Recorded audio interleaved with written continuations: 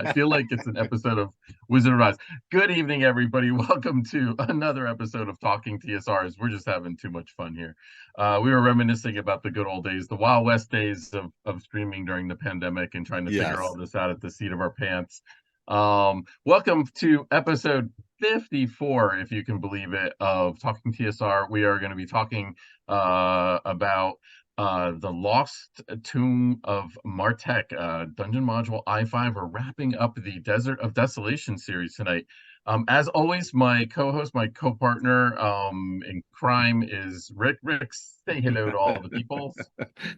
Hello, people. And you know what? Yeah, I don't want to be a disembodied head the whole show, so I'm going to try changing my background a little bit. So let's Okay, real go time and everything. So like there that. it is. There we That go. looks. Oh, it's still Oh, it's disembodied. still the same.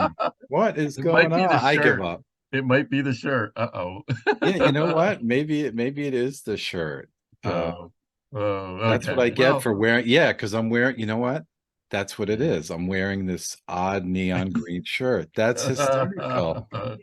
That's really funny. I have to okay. remember that for And future then we reference in case, for our next Halloween show, I want to be floating around. exactly do it We on we could do purpose. that. So Yeah, how's life treating you, Chris? it's going great. Lots of stuff happening, going on as always. But yeah, no complaints at all. Wrapped up our DCC RPG. Not really a campaign. We played zero level funnel and a first level, but it took us I think it took us 7 or 8 sessions, and with the summer it was a little disjointed. So we're actually getting back to some D&D action. We're getting back to Castle White Rock. So it's been think we haven't played in Castle White Rock since I think March or April. So it's been a Ooh, while, but we're getting back to that. So how's everything going with you? Have you been gaming away? it's going good. I've been board gaming and D&D gaming. Oh, So nice. getting the best of both worlds. I think I might have mentioned it the last show, but my players actually in 1 week are entering the Temple of Elemental Evil in my own Nice. campaign, which I've been waiting for quite some time. So yeah, I'm kind of psyched. So Cool. And the real important question is, have you had a chance to play Final Girl yet? Since it's spooky season. I have not, but Oh, you I have to. feel contractually obligated Yes. to play it. Though we had a good round of Ankh the other day. So Yeah, yeah. yeah, So, like I said, but I'm just happy to play a board game these days. So if that cool. happens, Well, you have to before Halloween, you have yeah, to I play know. Final Girl. That's So, that's that's kind of a necessary thing, you yeah. know. So if it goes well, it takes about an hour. If it goes off the rails completely, you'll be done in 15 minutes. Oh So, boy. All yeah. right. See, this So, head thing is driving me crazy now. So I'm gonna put on my Beholder shirt oh wow. that I got from Gen Con, All right. and So, I'm going to you see, slip this. folks, So what other see shows do this? you get costume changes in the middle of the Yeah. show? See I this? I did mean, it at Gen Con and I'm doing it now. yeah. There we go. See? So we do that. All So right. Disembodied head there is we taken go. care of. This way I will not So, be floating around the whole show. awesome. So a couple quick announcements before we get to the awesomeness of our show. So do check out our or number 8, our Grimtooth landing page. Hopefully Elena has the link and she can toss it in the chat for folks. But yeah, so we are chugging along. We are a couple of weeks away from launch on that, and our shows. If you check out our Traps Thursday shows, as we like to say, it's like Taco Tuesday, except for it's on a Thursday and it has to do with traps. But Grimtooth himself is hosting those shows, and he's got a bunch of the designers are popping in, and he's interviewing them only as he can do it. And then I'll plug one more show on Thursday, October 19th. So not this Thursday, the following Thursday, at 6 p.m. Eastern Standard Time. I'm going to cram in an episode of what's coming down the 5e Pike. It's been a little while since we've done one of those. We skipped the show because we kind of did a hybrid when we were at Gen Con. But I'm going to have two very special guests on that show. I'm going to have editor and designer David Williams, who's going to join me to talk about trap design. And I'm also going to have Grimtooth pop in for a few minutes, so that ought to be a little bit fun. So yeah, so check those shows out that are coming on. And without further ado, since we've already wasted a bunch of time here, we might as well with costume changes and talking about the good old days. Let's just get into it. Let's talk about Yeah, the Lost Tomb of Martek. yeah, Rick, why don't you start us off with kind of your high level opinions of this adventure? sure. Well, this module came our way in 1983. Obviously, it's the third kind of episode, if you will, third part of the series of the Desert of Desolation, which we kind of like. So it's an integral part of that. This module returns to a largely tomb-based locale, very similar to the first one. So you kind of have the tomb bookends on either side, across the desert, and then the oasis in the middle. So here we kind of return to form with a tomb-based adventure, which I like because the majority of it is set in this colossal tomb of I want Martek. to add to that in a moment, but Yeah, keep going sure. also. Um, the series as a whole was, I don't know if we've ever mentioned this, was ranked the sixth greatest adventure of all time. And when Dungeon did that little listing of greatest adventures back in 2004, this was done solo by Tracy Hickman. And I think his writing style is definitely evident throughout. Hmm. Um, it's funny, as I was reading it, I kept getting that sense too of like, oh yeah, this is so Hickman, when I'm reading this.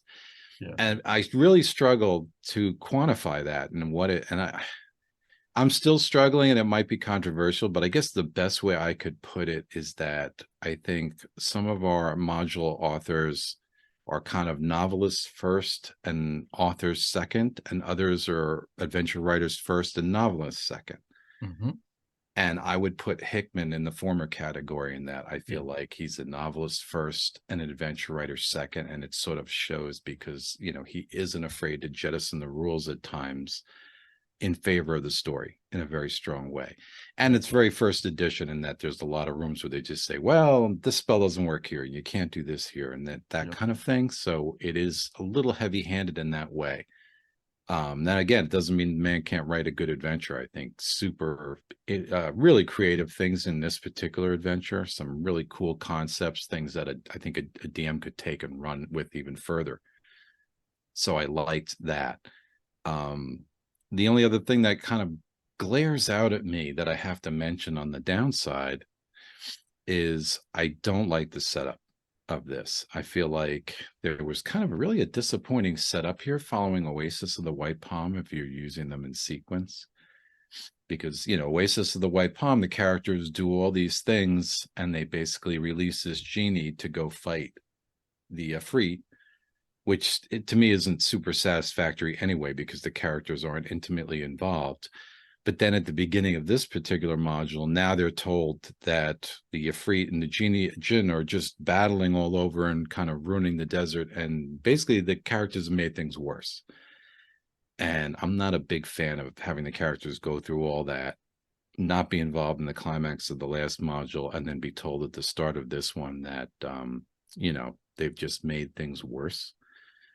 And even at the end of this particular one, without giving things away too much, ultimately Martek himself sort of shows up and saves the day off screen in a sort of, Deus Ex Machina kind of ending to this trilogy, which again is just not super satisfactory to me. So I would feel, I hate to be negative again, but I feel like I'm remiss if I don't mention that.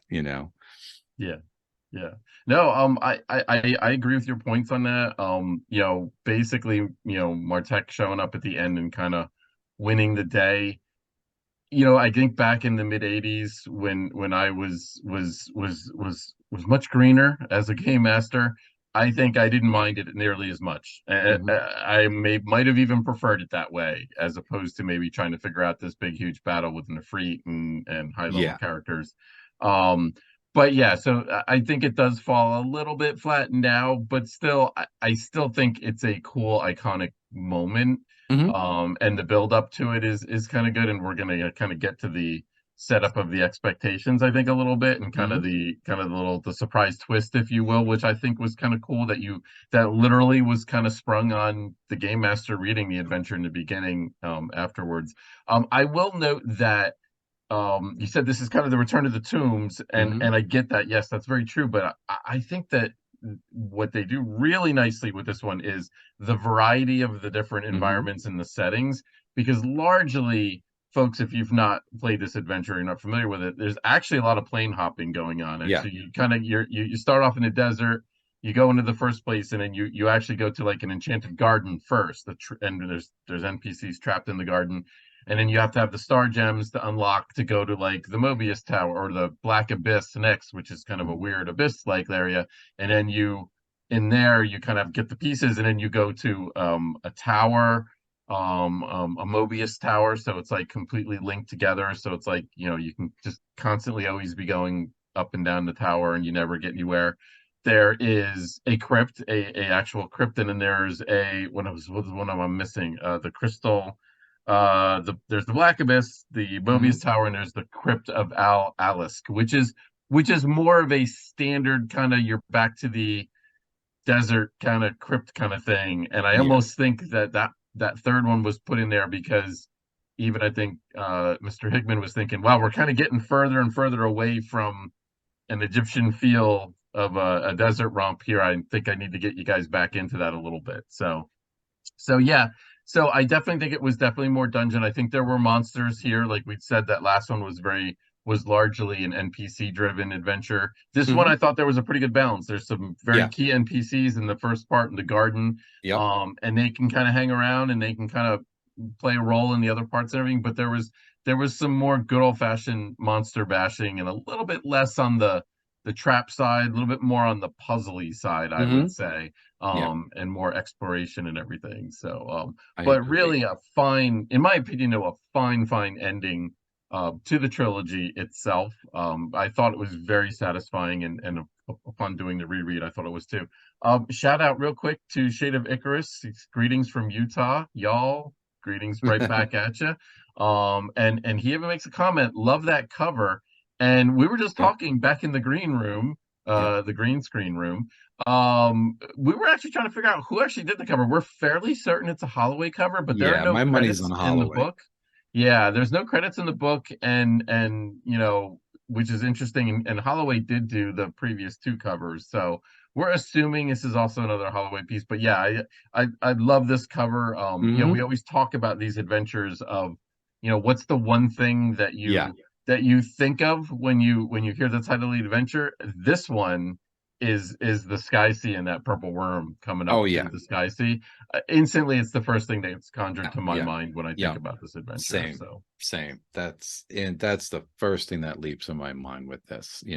yes, And you raise a good point in that one of the strengths of this module is not only is there a feeling of sort of escalating power and magical effects and things in this third part, it's not as NPC driven. hmm But there's a nice bit of differentiation from I3. So yes, even though you had Pharaoh, that was really an enormous tomb, and kind of this, which was this enormous tomb, they're very, at least to me, they feel very different, which I very like, different. Yeah, because I me don't, too. as good as Pharaoh was, I don't think anybody would just want kind of a retread of that. And this one does not feel like a retread of Pharaoh. So Yeah, not at all. Yeah. definite strength there. Yeah, and I think that's probably this module, and even the second module, I4 Oasis of the White Palm. I think they very much benefit from being all linked together. Kind of like the sum of the parts, kind of deal. I feel that it's not that I3 is picking the two up. It's just that when you collectively approach them, they just seem to have everything. I mean, that first Mhm. one is very Egyptian and very, very dusty tombs and very trap laden and everything. And that second one is very much NPC driven and traps and everything, not so much on beat up monsters. And then this one, kind of a return back. It's kind of a good kind of melding of both worlds there. But I think when you add all three together, I think they just make it's not too samey. We've talked about the Mhm. Temple of Elemental Evil. Those four levels get very samey after a while. It's Mhm. like and Yeah. that's not a good thing when you're running a prolonged campaign. It's like you always want to mix things up. You always want Yeah. to mix up, make it feel distinct and different and everything. Mhm. And I think this series of modules does that very well. Yeah, you could say Mhm. that the Giants modules and the Underdark do the same thing too. You start off with three very distinct giant settings. Then you have the Underdark part where you have, you know, a shrine, Hmm. just a cave with some kicking some random monster butt, and then you have a Draft City, and then you have a planar adventure, you know. So it's like it's good. It's like the almost every all the seven modules in that series are all distinctively different, and Hmm. same with the Slaver series too. So I think that really helps them all along, I Yeah. think. And it can be hard to do because, like, I enjoy Egyptian settings and sort of Egyptian adventures, of which clearly this is a standout, this series. But I think it would be very terribly easy to fall into that trap of just doing the sand buried tombs and a lot of mummies, and just, you know, not really injecting a lot of other elements into it. And like you said, the fact that I feel like the first module is very more trap driven, and then the second Mhm. module is more NPC negotiation and kind of politically driven, and then the third part here is more about magic and puzzles and things and effects. There's just a nice variety, so that the players are not going to get bored, I would think, going through this series at all. So there's a nice continuity there where things keep shaking up, and yet the Egyptian theme still wraps over everything. So it's really cool in that way. So what did you think of the physical makeup of the module itself? Um, Maps, artwork, yeah, etc. the maps were good. I mean, we got color maps. We got the double gatefold again, which Hmm. was great. And one whole color set of maps, which was really good. And they were very Yeah. smart. They put the garden map in there. That was a great idea to get a little extra splash of color there, Hmm. so that it's not so beige and everything. So I really liked the maps. I don't think they were as spectacular as, Hmm. because again, they were certainly varied because again the environments were very different. The artwork I thought took a step back. There was more of it and it was Hmm. bigger, and we actually even got a one-page piece. And actually, if Elena can throw that up there, the Sky Sea piece Hmm. with the cloud skate. I forget what I called it. I think I just called it Sky Sea.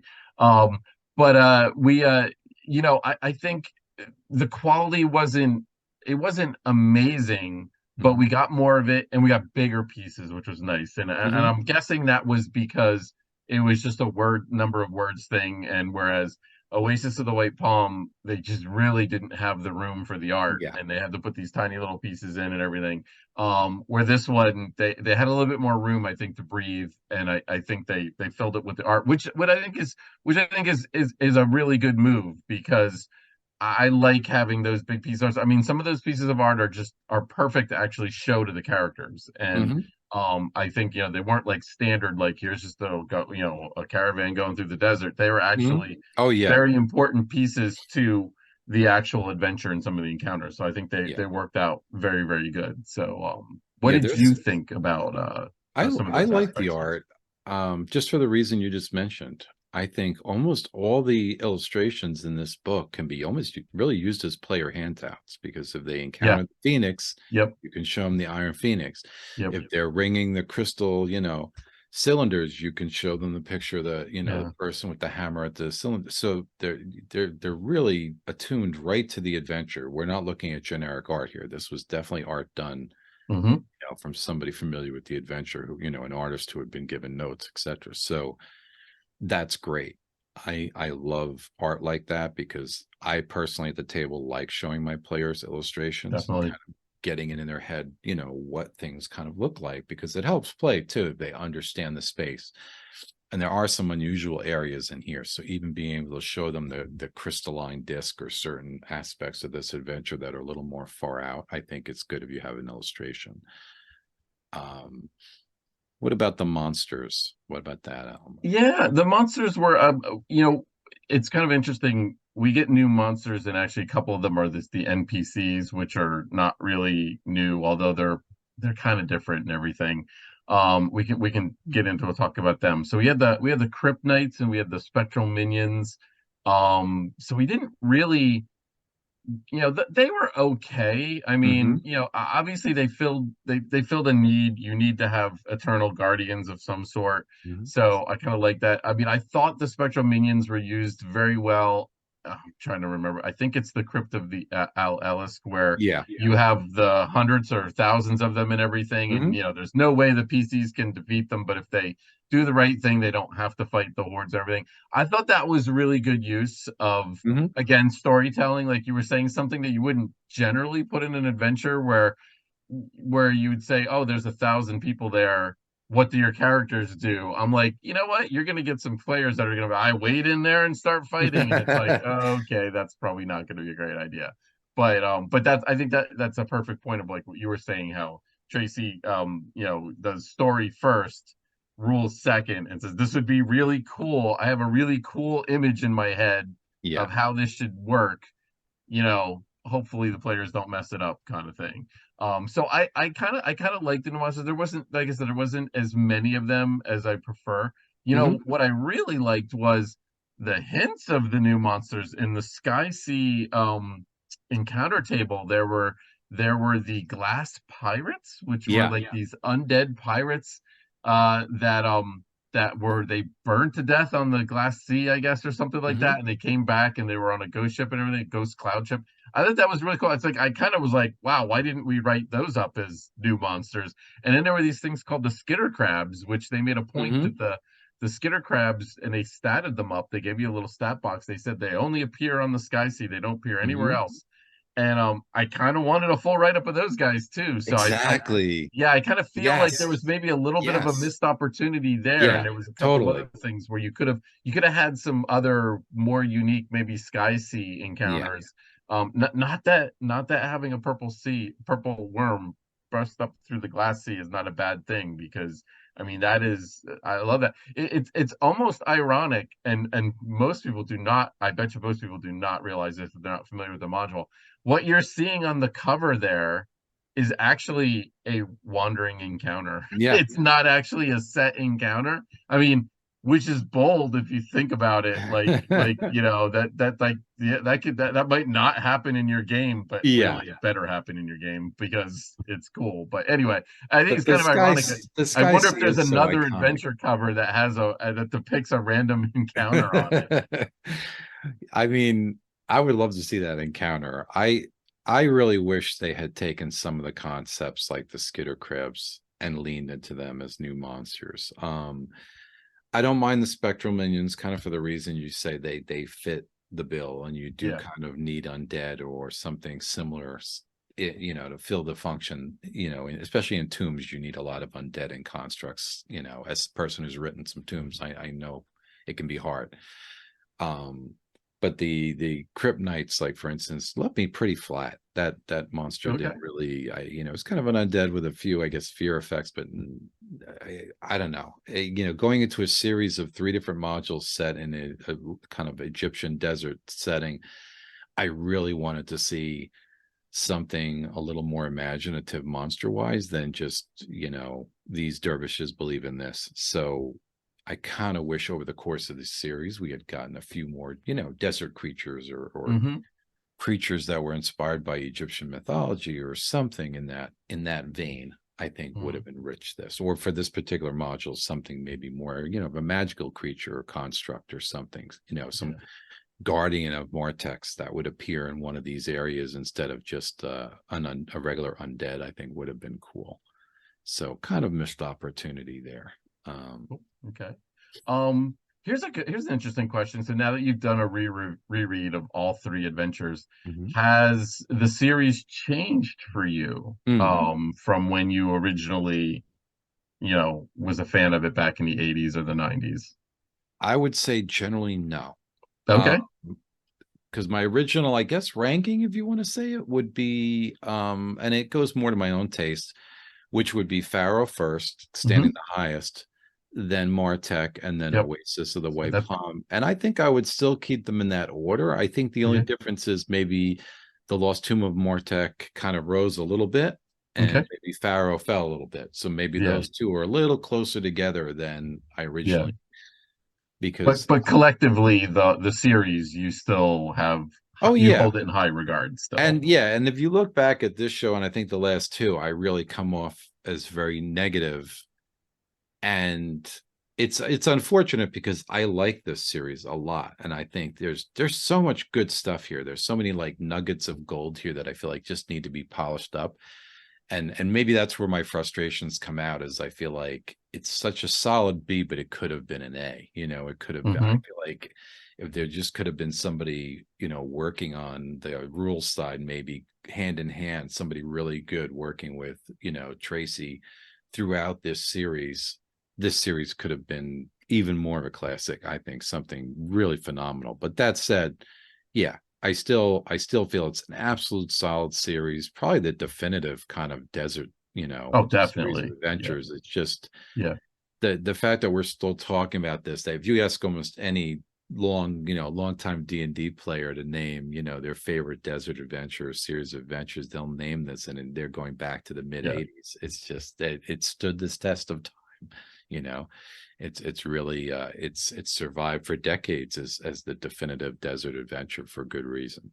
Totally. All right, we got two questions from the history professor. Always good to hear from the history professor on a Sunday night. Speaking of new monsters, does everyone know about Dungeon Denizens for 5e? Oh, does everyone know about? Oh, so I guess that's Mm. what it is. I thought you were asking how it was coming along, history professor.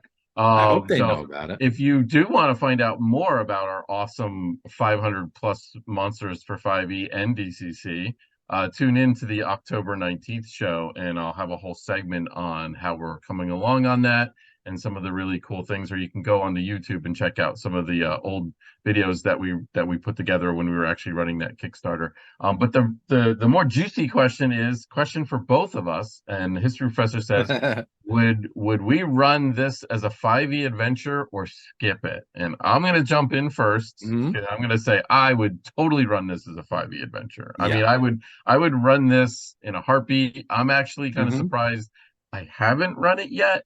And I will say that it heavily inspired my fifth edition fantasy module, number 6, Raiders of the Lost Oasis, Hmm. because I mean, if you look at that, Hmm. you can see the obvious tie-ins and the parallels there. I even have a glass C in there as well as Hmm. the definitive homage to what I think was a brilliant thing. And maybe that's another thing too. I think, it might sound like we're overly critical about these adventures, but I think Hmm. you tend to be overly critical when something's that good because you're trying Yes. to look for things. Yeah. Like maybe one criticism would be I want more Sky Sea. Like, I Hmm. wanted more adventures. Kind of hard to set encounters on a glass sea that is rifling hot, and I guess fire Yeah. elementals wouldn't mind it, but so I get it. I understand that part of it and everything, but I think that might be why we might seem a little critical for it. So would you Yeah. run this as a 5e adventure? I totally would. I would either run Pharaoh by itself or I would run the whole shebang. Nice. And frankly, our talking about it makes me want to run it. And Nice. I Yeah. think that's the biggest, like you said, even though we come off as Yeah. so negative, that's the best compliment I can give them, modules, that when we go back and kind of reread these and freshen, as well as I know some of these modules, we always go back, I think Chris and I both, for every show, and kind of go through these again. And yeah, rereading it, I'm just like, wow, like I said, there's so many good little nuggets of interesting stuff that I know would translate as fun at the table, Yeah. that I would love to see my players, what would they do in that Mobius tower, and how Yep. would they handle some of these situations? I'd love to see my current group of players facing some of these unique puzzles and challenges and traps. So yes, hard yes. Nice. Awesome. And history professor chiming back in.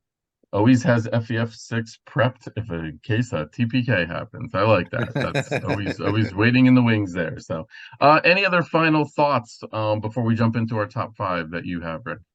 I think we could jump in. I think we've covered just about everything. Yeah. And yeah, going back to the maps just for a nanosecond.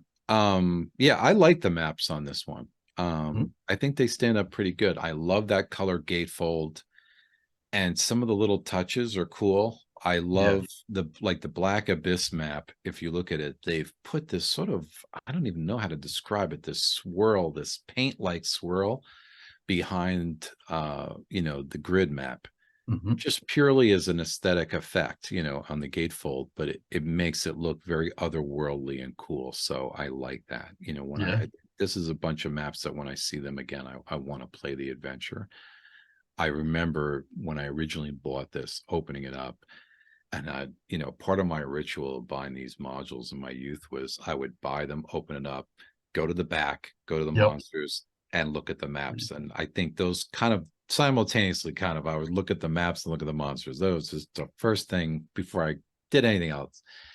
And a lot of times just looking at the map would immediately set something in my head, whether I like this module, I don't like this module, because I like these sort of dungeony, maps. And when I looked at the maps of this thing, I remember thinking, wow, this is Yeah, cool.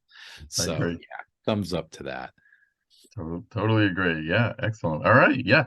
No, I find it hard to disagree with anything you're saying. I see it too. That's exactly my MO as well. I'd buy a new module, open it up, because they were shrink wrapped back then. Yep. So you couldn't flip through them No, until you you couldn't actually cheat bought and them. look in the game store. You had to wait until Yep. you got it You had to home, actually right? purchase it. You had to Yep. fork over your $5 or $6 You're and fine, forget how right? much they You're cost. eight. Yeah. Yeah. Yeah, whatever they cost. So, all right. So yeah, let's just jump into it, the All top right. five, and we're gonna go facets and or encounters here. Do you have any honorable mentions? I have one honorable Okay, mention. I do as well. All So right. do you want to lead or Yeah, sure. Why not? okay?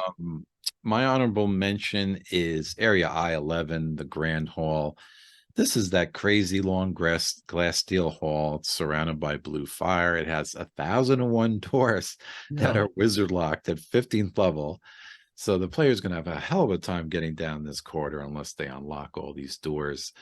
Um, it's grand, it's excessive, it's a little insane, but the whole when I hear 1,001 doors, I think of 1,001 or whatever it is, 101 Arabian Nights or whatever it is, and yep, just this kind of thing. So it harkens to the theme for me. It has that Egyptian desert mythy kind of theme. So I just think it's a little silly, a little fun, a little overblown to, describe to your players that they're going to walk for 3 miles of hallway is just completely insane. So I have to give that an honorable mention just for for Hickman's audacity to put that in here. I think is nice. awesome. That is so cool. So my honorable mention, short and sweet. It's that purple worms coming up through that glass, the Ding. sea glass. Yeah, I love it. I love it. And That's it's like I couldn't, hysterical. I couldn't pick it as like an entire encounter since it's not Right. really an encounter. Yeah.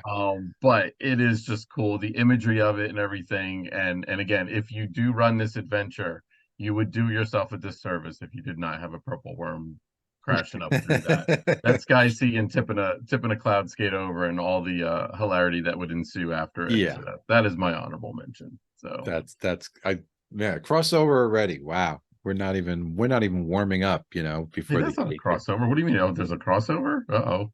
Yeah.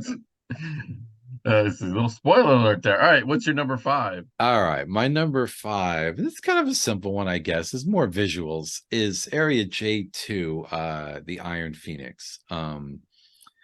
I love the aesthetics of this room, the symmetry of it, the 4 fire pits, the kind of danger of the room with all the fire, and then plus you have a very fire-based, unique creature in there that I think is a lot of fun, and it's described how the creature dies. It falls into one of these fire pits, and then in classic Phoenix form is reformed. I think 24 hours later, it kind of comes back to serve as a guardian again. So it explains why it's been there all these years. And then you have kind of the lore associated with it that makes it a reference, I guess, to Martek having a companion, I guess, that he built this creation after or something, in honor of that. Who knows? Maybe a real Phoenix. But I just think it's a cool, memorable area. Again, it's one of those areas where I could imagine showing my players that picture of the Iron Phoenix and saying, "This is what you see. What do you do?" And having that combat in that interesting space. And there's kind of a fun little mechanic there that if you're on the pathway in a certain direction, the Phoenix will attack you and do its best to kind of hit you, but none of the attacks hit. So you're safe within this certain area if the players follow up on a clue that's delivered to them a little earlier. So yeah, that's my easy number five. Just a fun little area, the Iron Phoenix. Excellent. All right.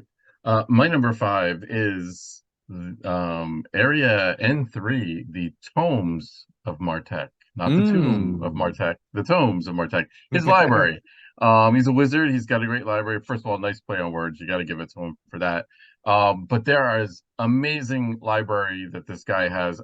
Magical books, some of the four of the most powerful magical books that Oh you'll ever yeah. encounter in the game. The ones that gain you either a level if you're a wizard, or +1 permanent to your intelligence, +1 permanent to your wisdom, or a book of infinite spells, which is pretty amazing too. Yeah. So, and you can actually be rewarded with some of these books. Martek does, when you release him, he does allow you to go through his treasure rooms, and you can pick a couple of items, and it Hmm. does say that this area is one of them. But I think the best part of it is the non-magical books and the Yeah. amazing titles of the non-magical books. And this has been an inspiration I've done. I've done this so many times where I've written an encounter and I put in books with silly titles on them, and Hmm. it turns into the game within a game. I mean, come on. Here's some of the example Yeah, titles. please read a few of them. Farewell to Limbs, a pictorial vorpal glossary. I love that. Snow Dwarf and the Seven Whites. Snow Dwarf and the Seven Whites, as in the undead whites. And of course, Orc Stew and its uses for lubrication. I Yeah. mean, just brilliant and funny. All, kind of break the tension up. Yeah, we're saving the Yeah. world, and then just Hmm. break the tension up with some really funny. It's like a great action movie, and then they just do that little bit of something just to kind of break the tension up and everything. And then you go right back to the stakes of trying to save the Hmm. world. So, just for some reason, always loved this encounter, and again, really just latched on to that, and I've always been inspired by it to try and make up my own funny Hmm. titles of books and everything. So, that's my number five, the Tomes of Martek. Nice. I did not list this among mine, but I I I love this area too. I think ever since the, In Search of the Unknown, which was one of the first modules I was exposed to, where that detailed several books, in detail that the characters can find. Ever since that module, I read that module, I've always, as a DM, took fun in creating specific tomes, non-magical tomes that the characters can make. Now, sometimes I make them serious, sometimes I make them goofy like this. It depends. But I like kind of coming up with fictitious author names and titles and contents so that, when the characters start rooting around a library, they actually have some books I can, explain to them in detail. And yeah, I think the little puns in here, Hickman definitely has a flair for being funny, and it comes out sometimes. Yes, And yes, I love these. Yeah. And one of the titles, Gone with the Air Elemental, I think yeah. it's hysterical. So yeah, thumbs up there. That's really that's a great one. All right. Where are we? My number four. Four. This one I seesaw it all around because it's hard almost to pin. It was hard for me not to grab all whole concepts out of this module, but I'll root it down to area L4A. This is the Tower of Time. Is within the Mobius Tower, but I could easily expand this to the entire tower in a sense, the entire concept, because the fact that you have this just endless tower that goes up and down, and the characters can just, endlessly climb stairs and keep passing these 4 levels of tower. But then beyond that effect, you have this still time effect. And this particular area is an area in which the characters can set it right. And there's a whole description of sunlight kind of coming through a hole in the Yeah, ceiling, and it's looking liquid because it's being slowed by time. And yeah, it again, because I'm a Star Trek nut, it makes me think of the original, wink of the eye Star Trek episode where they all slow down, and they look at everybody else, and everybody else looks like they're not moving because they're moving so much slower. And there's this whole, time effect going on here, and simple things like hanging bead curtains that in normal time you could just push aside and shove aside, now are basically kind of immovable barriers, and doors that yeah, are closed are permanently closed, and until the characters can get things back on the right timeline. And this particular area focuses on what the characters can kind of do to get time moving again. Plus you have some kind of cinematic effects because you have this assassination plot unfolding that has been stuck in time. So you have this sheik laying in his bed, and an hmm, arrow that's, ready to hit him but has not struck him yet. And in a different place, you have a captain of the guard that was part of this sinister plot, who's kind of, shamed himself, and now looking at his guards, honorable guardsmen, that he's kind of shamed for eternity. And there are all these kind of, again, story driven effects that Hickman has put in there. So yeah, just really wild idea. I don't know how it would play at the table. I've never played through this, but it's definitely a cool concept. very much so. Yeah, cool, awesome. So, all right, my number four is similar to that one, but not quite. Area K5, the magical distortion. Hmm. So this one was the one I kind of really fell in love with, and probably because the whole time change thing confused the heck out of me when I was younger. But this one I can understand. Hmm. Every time you cast a spell, you roll a die eight, and Yep. something crazy is gonna happen. It was the first wild magic table, basically, but it was crazy, and like the spell would go off. It was based on like the tables in the player's handbook on like if you rolled a certain number, you shifted up or shifted down from your spell list, or you went Hmm. to a different level. So you could cast a first level spell, but it might actually go off as like a ninth level spell or something. It's crazy. Or you can have just have the classic where the spell rebounds back on you and affects the spellcaster. And there's a wonderful piece of artwork in there about Oh that. yeah. So I mean, I just that was kind of cool. When every time you mess around, it reminded me a little bit of like Queen of the Demon Web pits, where the Hmm. spells effects were altered and you didn't know what exactly was going to happen. It was just fun, and it was a limited area, so it wasn't that way for the whole adventure, where it got to be a nuisance. It was just I think it was just a small dose of it, but it was just nice. It was just kind of like just Hmm. one mirror of opposition, not like 10 of them. So Hmm. so that is my number four, Area K5, the magical distortion. Nice. I agree. I I think the most fun area in that whole that whole abyss section, the magical effects. It kind of makes me think of the bag of tricks and things like that, Yeah, and wand of wonders, and those different items where you had to roll, kind of like early versions of wild magic tables where you'd have to roll and go through these different effects, or the descriptions of other planes where if you're in another plane you're affected by these things. And I guess that's what this is, because you are traveling kind of to the abyss through this area. But yeah, definitely a lot of fun. All right, my number three, and we've talked about it already so much, but I had to name it as a whole concept, is the whole sky sea concept. nice. Yep. As you mentioned early on, we've now, I think, gotten a rhythm of thinking about what's the first thing we think of when we think of the sky sea, absolutely hands down. And not just because of the cover picture, which is marvelous, but it's the first thing I think of when I think of this module. If you ask me, what do you remember about the Tomb of Martek? I don't even name something about the tomb. I name the sky sea, Yep. because it's just such a wild concept, the idea of this glass and the description that's been given to it, and the skate ships and the different things going on, and like the wandering monster tables, interesting. And then they describe the effects about how if you're on one of these ships you feel like you're burning but you don't take damage. And just definitely something a DM could run with. I think I could see a Yep. whole campaign being launched off of the Sky Sea. So that's my number three. I Nice. love that whole thing. It's so imaginative that definitely very inspiring. It's one of those ideas, like, look at it, I think, oh, I wish I could have done that kind of thing. So yeah, Yeah. easy Very number excellent. three. All right. Excellent.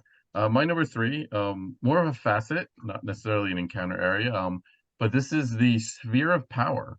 So Mm, you are led to believe that you're retrieving an item from Martek's tomb, the sphere of power. And as it turns out, and I kind of like this, and again, they kind of reveal this like right mm-hmm, before you get to Martek's tomb, basically, that the sphere of power, it's not an actual item. It's the sphere of power refers to his magical ability, his learning, and his wisdom. So mm-hmm, what you're really going there to get, and you don't realize it, is you're actually going to get Martek to save the day. mm-hmm.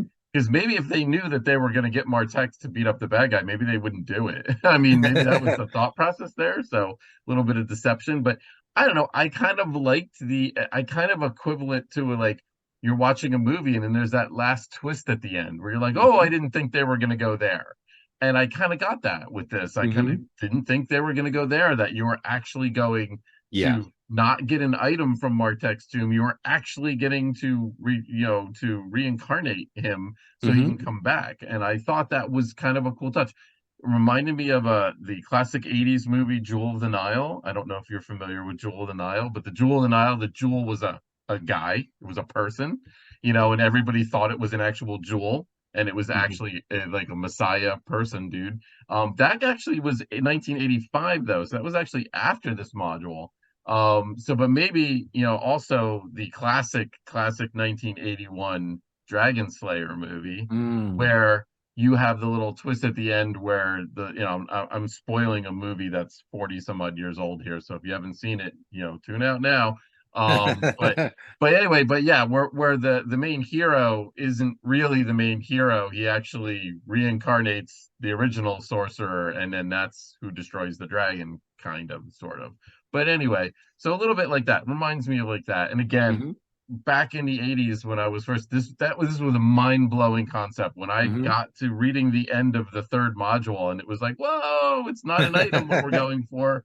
We're actually bringing the dude back. And I think that's why I liked it, and I think that's why I went with it, because I liked that little switcheroo there, where Hmm. maybe today, maybe that's not the coolest idea to have Martek save the day and then the characters just watch and wave from the sidelines. But anyway, I love that little switcheroo at the Hmm. end of that little bait and switch. So that was my number three. Nice. And it did at least shake up the kind of MacGuffins a little bit, because Yes. rather than Yeah. have you go from, oh, you gotta get the 3 star gems and now you have to get Yeah. the orb of power, and kind of just throwing names at you, to Yeah. actually have the wizard show up and Yeah. even kind of make you wonder about the repercussions.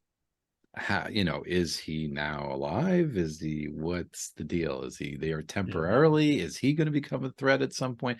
It kind of leaves a lot of doors open. Yeah. Can That he that's still and that run for Shah? I mean, you remember yeah. that? There's the scroll room where there's a Oh post on it yeah, where it yeah, says yeah. Martek for Shah. It's like, That's can he right. still run? It's like he's 1,000 years old. It's like, is he still qualified to Yeah, run? I Does mean, he it kind of win? leaves a lot of, and again, I guess, because I do want to name some positives about this module. That's one thing Hickman does in here, is there's a lot of little windows left open for the DM. Oh yeah, There's definitely. even in the crypt area. Blatant. Yeah. Yeah, in that crypt area, that desert area, Yep. that you've got a whole buried city that he just throws in there Yep. and basically says, "Hey, you can run with this if you want." And Yep. it's, throughout all 3 modules, there are things like that the DM can, could make this twice as long, and you're already getting a lot of bang for your buck, I think, for the amount of, what is it, Totally. 32 pages. There's a lot of Yeah. play here. Yeah. But again, I could see the Desert of Desolation with a good DM being expanded into like a multi-year campaign. You could really, if you want to Oh, go easily. that route, you could milk this thing like a cow. So definitely some meat there. All right, my number two, and I guess I'm cheating here because there's a little bit of a crossover, but I'm stealing the whole thing, is the Black Abyss. Okay. I'm taking the whole thing, because I love the whole concept of all these different elements being changed. So as you're going through the Black Abyss and you're getting closer to the actual abyss, the prime materials rules are sort of falling away, almost chamber by chamber or area by area. You're kind of losing them. So you have one area where, distance is thrown out of dimension, and how far the players move and things like that. And then you've got an area which you mentioned earlier, where time is distorted. And I don't know how hard that would be to play at the table, but you've got a whole time-based thing there. And then, like you said, you've got an area where magic is distorted. So there's real, and then just a kind of very cinematic area at the end. And I, in my own 5th edition fantasy module, the Archmage's Lost Hideaway, I had something there that connected to the plane of Tartarus, and I kind of used something similar. I don't know if I consciously referenced this module, but I definitely kind of did something similar. And who knows, maybe I was like subconsciously inspired by this, because I think it's a really wild, cool concept as the players go through this otherworldly dimension. That particular Black Abyss area really stands out to me as one of the more interesting areas, that you could get to from the Prism Cathedral. So I love that whole distortion. I think the only thing, frankly, that I wish the whole Black Abyss had more was an enemy, because unless Mm. the NPCs are sort of running ahead of you Yep. through here, really all Yep. the characters have to do is just walk in a straight line and try to ignore the effects, and they can kind of get through. So I wish there was maybe some kind of fight, or some conflict injected in here, and because even the spell room that we described, there isn't a whole lot of reason to be casting spells, Mm. unless you're running into somebody. So I wish that had been injected in here, which, again, a nugget that I think could be polished even harder. But still, it's just a cool, crazy concept, super imaginative. The Black Abyss is my number two. Cool. Well, that is the perfect segue Yeah. that we're going to get to, because my number two is not what you think, probably. It's the Iron Phoenix Room, Area J2. Mm. But the reason I say the perfect segue is because, so you talked about that if you stay on the straight path, like the Phoenix will not hurt you, it can't damage you or anything like that. So I actually put that in a module not that long ago, only a couple years ago, the Sunken Temple of Set. I added a section like that. I must have been subconsciously inspired by this, because I did not remember that this was part of this. But when I Hmm. reread it, I was like, that's where I probably stole that idea from. So, but yeah, so that was really cool. So for all the reasons you mentioned, the Iron Phoenix, I like that, and there's no reason to rehash it. I will maybe even just bring this up as a point of contention. Is like I never understood why it was the Iron Phoenix. Was it Hmm. like a construct, or was it not a Phoenix? Because they did actually stat the Phoenix out in the Monster Manual 2, Hmm. which came, I think, like 2 years later. But like they called it an Iron Phoenix, and its stats were different. They were similar but different, and I never understood why it was called the Iron Phoenix. See, I So took it, and I'm pulling out my book here as I, okay. in the lore before this, at the entrance of the crystal prism, Hmm. it says, "My monument to Phoenix, good friend and true." Okay, so So the it's way he says "my yeah, monument" and the fact that it said an yeah. iron phoenix, I took it as some sort of construct, Yeah, his that's a the way sort of I always took it magical as golem. well. If, Yep. yeah, I Hmm. mean, maybe not literally made out of iron, I don't know, Yeah, but some sort of, golem or magical yep, construct, yep. which Okay. again, to me, I envisioned this wizard having a phoenix companion or pet Yeah. or something in the past, and he had made this particular guardian to resemble this Yeah, faithful that is, pet, I kind of interpreted that very similarly, but it's funny, it wasn't explicitly No, told that, no, so it was always confusing why it was an Iron Phoenix and not yeah. just the Phoenix and everything. Loved it though. Loved the stats of it. That thing was, it was really bad. It was It a could call down a flame strike, right? Yeah, That's yeah, pretty, several times a day, yeah, and yeah, that could so be bad. it was pretty powerful. So Yeah, that was my between number that two, and yeah, the Iron Phoenix, yet another crossover. nice ding. Yep. All right. So for my last one, and again, I'm grabbing a whole area here. This is borderline faucet, but it's more the concept of the area. It's not any specific room. Is area J3, and I guess we can put up the Crystal Cathedral map. This is the whole Crystal Prism Cathedral area. I love this whole concept, the way it's kind of laid out and thought out, that the fact that the characters show up in the center and you've got six different areas, and in each area there's a crystal ball showing where one of these spinnerets is, and the characters then have to teleport to that area or that plane or that demi plane or whatever it is, do something there, complete that adventure, survive that area, etc., come back with that object and then drop it in, and they have to do this multiple times. Now, Hickman was not cruel here in that he had 3 out of the 6 already done for you, so he basically just limited it to 3. But again, DM expansion, a Yeah, DM could easily come up with a 4th and just light or up, fifth or sixth. Yeah, yeah, and yeah, just light up 1 or 2 more areas or whatever. yeah, So if you came up with something cool, or if you didn't like the crypt and you thought that wasn't imaginative enough, and you had your own thing you wanted to inject in place of that, or any little magical dungeon component you could almost steal from another adventure and kind of plug in this area. So it's just it's well thought out. I like compartmentalized things like that, where the characters have to leave and come back and plug in something, and it's just super imaginative area. Definitely add some length of play. So yeah, that was my number one. I didn't even have to think hard about that one. The awesome. Crystal Prism Cathedral.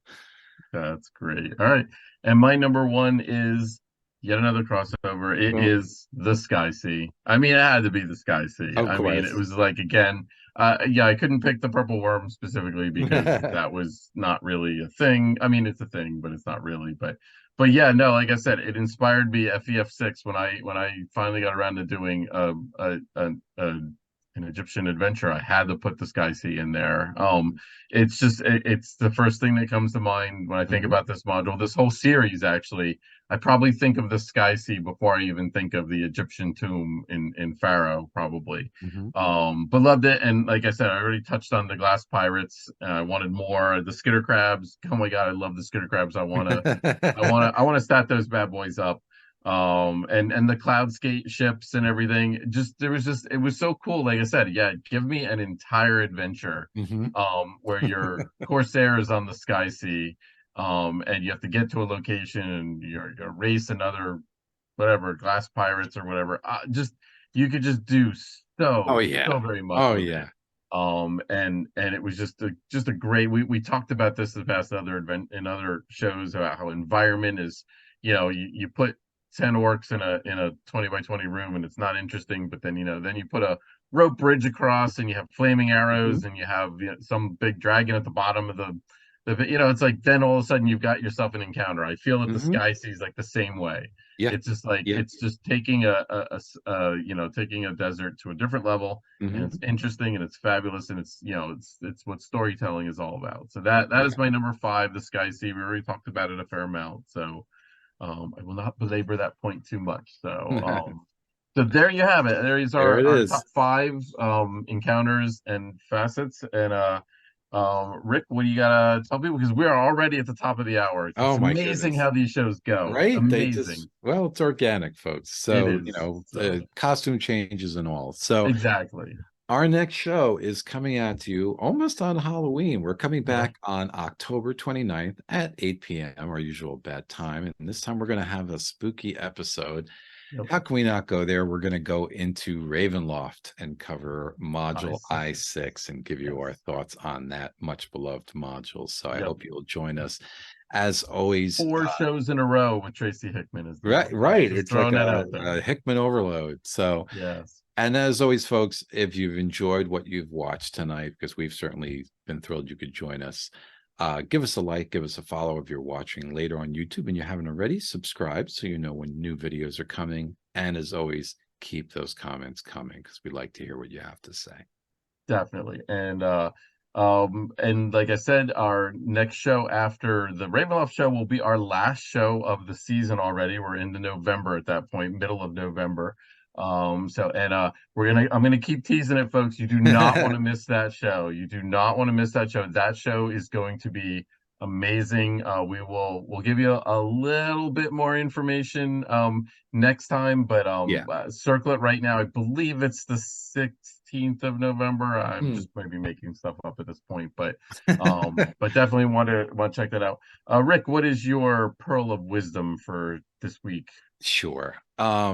Well, poor Mr. Hickman. I'm gonna harp on, some of the negative here and riff off of that and say my pearl of wisdom is let them be heroes. When you're a DM and you're DMing your group, be sure to give your characters those moments of agency, those moments where they can come to the fore as heroes, or if they're finishing up an adventure or an adventure arc or a series of adventures, certainly, again, give them that moment in the sun. Let them have the, grateful town folk flocking around them. Let's go past the treasure. When we understand that they're going to get loot, but let them have the moments where their characters can be appreciated as heroes, and the players can feel like they've accomplished something, that all the work and cleverness they've done, avoiding the traps and fighting the monsters and doing all these various things has been for a big reason. It doesn't have to be saving the world. It could be saving a town. It could be, saving a farmer's cart, but give them something that they can look at the end and say, we did all that for a reason, and this is why, and it's appreciated. And I think by doing that gradually as the characters level up, it really will feel like the characters truly are heroes when they get to those higher levels. And your players will be happy for it too. Nice. Yes. As the history professor says, as GM, let the PC's tears fill your soul with splendor. That is awesome. My pearl of wisdom is to the game master, make it your own. I think Rick, we're at a great point there near the end. where he stated about how those crystal minarets, you know, 3 of them were missing and 3 of them were already in place. It's like there's no reason why 4 could not be missing, or Hmm. 5, or maybe even all 6. And you know, I think Hickman did a great job of planting those little seeds. Like, here's a whole sunken city that you can go and develop and everything. Hmm. Back in I3, you just got the sunken city of Pizar, I believe it was called. There was just a couple little rooms Hmm. that were in there, but like there was an entire city that was underneath the sands. I mean, you could go and Hmm. you can run with that. So always make these your own, even though it's an off-the-shelf published adventure. Hmm. It doesn't mean you have to play it that way. It means grab the maps, grab the concepts, grab the storyline, or whatever you can't do. If you can't draw good maps, use the maps and make the encounters your own. Whatever it is, but it's just like just take it and make it your own and give your own little spin about it. And that's the way Gygax wanted it back in the day. You know, and I think that still holds true today, that these adventures, even though they're 40 years old, Hmm. um they still have something to offer. And Oh it's like, yeah. you know, I mean, especially since it's so easy and inexpensive to pick these up online at drive through RPG for I think $5 a piece. Yeah. There is no harm in grabbing some of these and using them to inspire you and like, make a your next 5e game that you're running, or even DCC game. So Yeah. um so with that, we will put a bow on the Desert of Desolation series. And yes, and I'm so glad that we got to discuss this one this year, because Oh it's yeah. a favorite in mine. And really, really love that you guys got to come along with us on this journey. Hmm. With that, we will be back in 3 short weeks. It'll be here before you know it, and we'll be Yeah. in full swing of spooky season, and Turkey Day will be right around the corner. So everybody have a great rest of your night and a great couple of weeks, and we will see you on the other side. See you soon. So long.